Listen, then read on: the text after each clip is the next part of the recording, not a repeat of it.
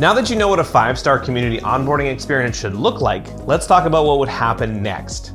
Let's say that you have an excellent motivating speech that convinces every student to join your learning community, but when they get there, it's empty. There's no discussion, no prompts, no one's broken the ice. Do you think that would fly? Probably not. It's kind of like having a housewarming party without anything in your house. No chairs, no beverages, no conversation pieces.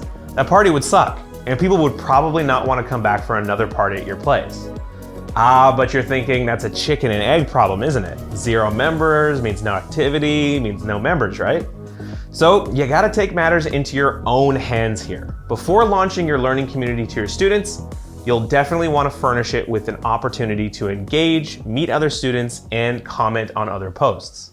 A really good example of this is an introductions post, where students can just introduce themselves and comment on other intros when they find some commonalities. And remember, this is about having fun and connecting with others as much as it's about learning in action. Don't think about your learning community as a place to discuss the course content only. As students begin taking your course seriously, they'll hit certain failures and sticky spots along the way, and as they try to implement your teachings. When those moments happen, what bridges the gap between I'm failing and I'm okay, I'll get back on track, are those moments of connection and fun in your community. You'll want to be able to connect with your community on a less formal level than you might within the course for that reason. So in your first community touchpoints, make sure to demonstrate that it's okay to be silly.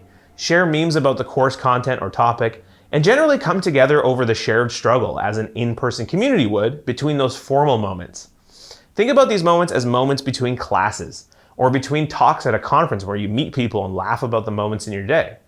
And it can be as simple as adding a question to your introductions post asking students what their favorite GIF is, or to share a meme about your topic, or to talk about their favorite foods.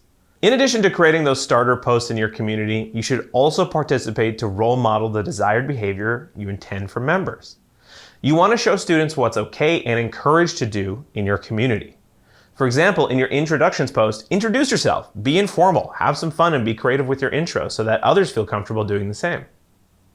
To help here, we've included some swipe copy down below to get you started on something like an introductions post. Feel free to use it as inspiration or copy and paste it as is.